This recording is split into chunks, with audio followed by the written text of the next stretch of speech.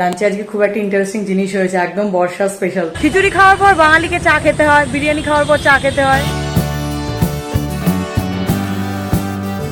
Good morning everyone, welcome back to the channel to a new blog. আশা করি সবাই খুব ভালো আছো। আজকে হচ্ছে শনিবার, সকাল এই সময় এখন সকাল 10:15। তো উঠেছি অনেকক্ষণই, 8টার সময় উঠেছি। উঠে ভাবছিলাম একটা জায়গায় যাওয়ার ছিল, যে একটা জায়গায় না মানে বাজার যাওয়ার ছিল। তো এত বৃষ্টি পড়ছে, যাদের থেকে বাজার নেই তারা আজকে কেউ আসেনি বৃষ্টির জন্য। কালকে রবিবার, কালকে বসবে, কারণ কালকে আমাদের একটা কাজ আছে বলে ভেবেছিলাম আজকে মানে সকালে বাজারটা করে রাখবো, যেহেতু কালকে সকালে একটা কাজ আছে। বাট এই ওয়েদারের যে অবস্থা, মানে ভালোই বৃষ্টি পড়ছে, মানে যেটাকে বলে কখনো ইলশেগুড়ি বৃষ্টি হচ্ছে, কখনো জোরে হচ্ছে বর্ষার বৃষ্টি। সারাদিন বৃষ্টি লেগেই আছে। আমি ঘুম থেকে উঠেই দেখছি বৃষ্টি, দেখেই আমার কেমন যেন মনটা খারাপ হয়ে গেল। আমার তো ঘুম থেকে উঠে রোদ দেখতে ভালো লাগে, বাট জানি না কালকে একটা ভালো প্ল্যান আছে। ভালো প্ল্যান মানে কি, একটা কাজের প্ল্যান আছে, তো সেটা জানি না কি হবে এরকম ওয়েদার থাকলে। বাট যাই হোক, আজকে তো আর বাজার যাওয়া হলো না। তো আমি এখন ঘরের ক্লিনিংটা করে নিলাম, কারণ আমাদের আজকে আবার দুপুরে বেরোনোরও আছে। তো এখন যাচ্ছি রেডি হয়ে ঠাকুরের ফুলটা আনতে। তো এই দেখো দেখো, এই বসে দিল, এই শুয়ে পড়লো। কে তোকে উঠতে বলে আজকে তাড়াতাড়ি? হ্যাঁ, আরে ওঠ ওঠ। কি করবো উঠে? তো তোকে উঠতে আমি তো তোকে ডাকতে এসেছিলাম কি? আমি যখন ডাকিনি তুই ঘুমাতিস। আমি কি করে জানবো? বাজার বেলা বসিনি, আমি জানি বাজার যেতে হবে। আরে না, আমি কি তোকে ডাকতে এসেছিলাম? রোজ তো বাজার যাওয়ার জন্য আমি তোকে ডাকি। তুই তো এসে বলবি যে বাজার বেলা আসেনি। হ্যাঁ, আরে না না, আমি তো তোকে ডাকি, তুই তো সেটা ভাবি যে আমি ঘুমিয়ে পড়ি। আমার দরজা বন্ধ করে শুয়ে পড়ি। হ্যাঁ, শুয়ে পড়, এসি চালিয়ে শুয়ে পড়। উঠবো, খাবো, তবে বেরোবো। হ্যাঁ, তোর জেরক্স করতে যেতে হবে না? ও বাবা, তুই যাচ্ছিস? না রে, এই তুই নিয়ে যা না, ওই তো না রে, না রে, আমি তো এখান থেকে 2 কদম যাবো ফুল আনতে। তার 1 কদম এগোলেই দোকান। না, 1 কদম তুই এগো, তুই একটু বেরো। আমি তাহলে যাওয়ার সময় করবো। ঠিক আছে, আমার কোনো প্রবলেম নেই। তোরই ওটা বেশি দরকার। তো যাই হোক, আর কি করা যাবে, এরকম মেঘলা ওয়েদার, প্রকৃতির সাথে তো আর আমরা পেরে উঠবো না।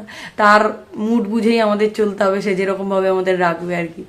তো যাই হোক, আমি এখন যাই ফুলটা আনতে। তো চলো দিনটাও শুরু করি। এই টিপ টিপ বৃষ্টি যে আমার কি রাগ ধরে না, বিরক্ত লাগে। যাই হোক, এই গিয়ে ঠাকুরের ফুলটা নিয়ে এলাম। উফ বাবারে, তার মধ্যে আজকে আমার বিপত্তারিণী পুজো না, ফুলের খুব চাহিদা, ডিমান্ড। দামও যেরকম ফুলের, সেরকম প্রচুর ডিমান্ড। তো আমরা যার থেকে ফুল নিই তাকে ফোন করে বলে দিয়েছিলাম তুমি রাখো, আমি আসছি। আর বাইরের ওয়েদার দেখো, আজকে পুরো একদম মেঘে ঢাকা, রোদের কোনো ছিটে ফোটাও নেই, সমানে একদম স্নোফলের মতো বৃষ্টি পড়েই যাচ্ছে। আজকে চিয়া সিড আগে না খেয়ে আগে একটু গ্রিন টি বানালাম সৌরভ বাবুর জন্য। আজকে বানিয়েছি ছোট কাপে, কিন্তু সেই গ্রিন টি দেখে সৌরভ বাবুর মুখটা কেমন বেঁকে গেল। কি রে, কোথায় যাস? হ্যাঁ, বৃষ্টি কমেছে দেখতে। ও বলছি, গ্রিন টি দেখলে তোরা তো মুখ বেঁকে যায় কেন? হ্যাঁ, মুখটা আমার বেকার। ও তাই না? হ্যাঁ, দেখি দেখি আরেকবার বেঁকা দেখি। ভুলু কোথায়? ভুলু এইখানে, ভুলু এইখানে দাঁড়িয়ে আছে। হ্যাঁ, ভুলু এইখানে দাঁড়িয়ে, বলে বাবলি কি খাবে? বিস্কুট খাবে? এই যে বিস্কুট খাবে।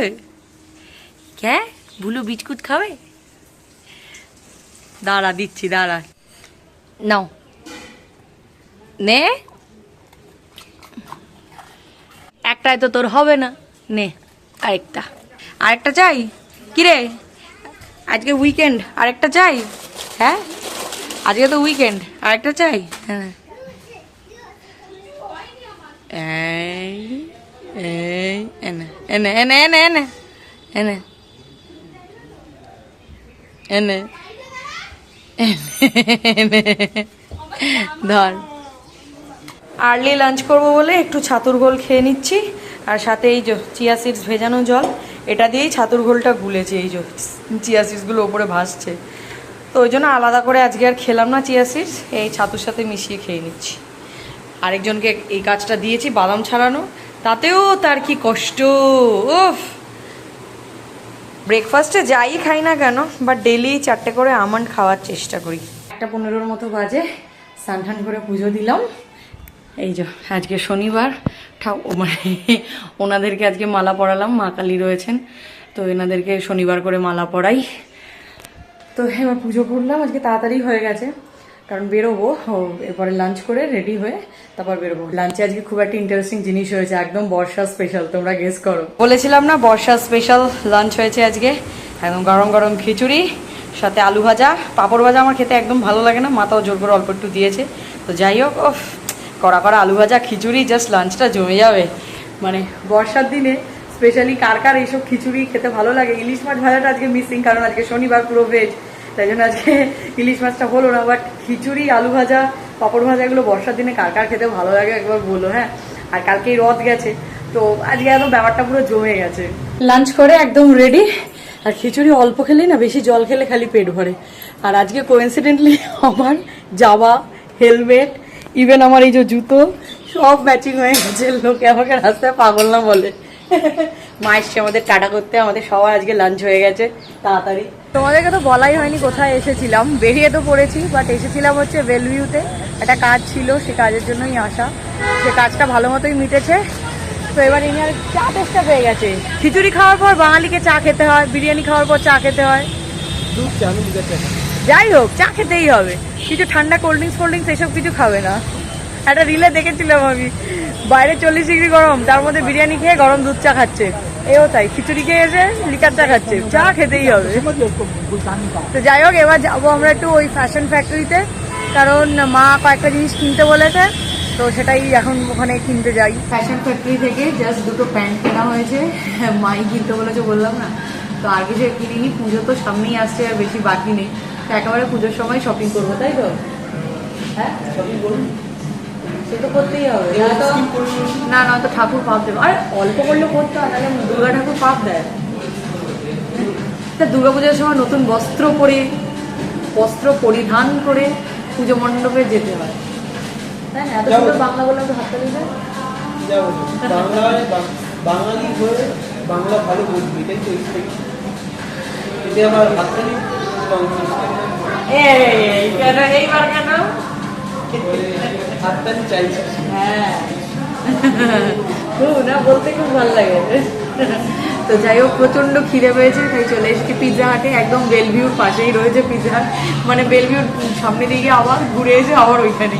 ও বলছে লোকেশন দেখাচ্ছে তো বেলভিউর ভেতরে, না না পাশে। তো যাই হোক, অর্ডার দিয়েছি, প্রচন্ড খিদে পেয়েছে, অনেকদিন পিৎজা খাই না। আমি বললাম না, হাজে পিৎজাই খাবো।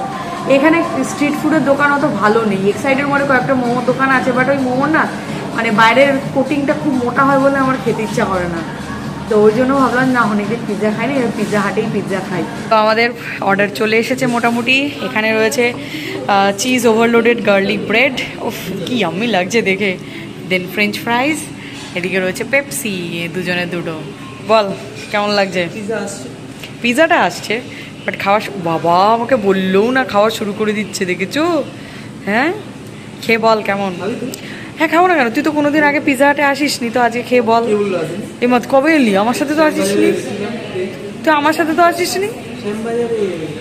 তাই? তা বিয়ের আগে মনে হয়।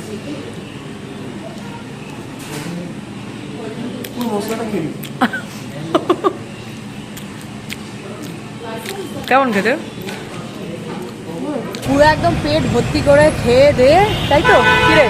হ্যাঁ, রাতের ডিনারটা স্কিপ করলেই হয়। হ্যাঁ, আমি আর রাতে কিছু খাবো বলে মনে হয় না, এতই ওভারলোড খাওয়া হয়ে গেছে। আমি ভাবতে পারিনি যে মানে এখানে এটা একটা আমরা কম্বো নিয়েছিলাম, তো কম্বোটা এতটা বেশি হয়ে যাবে।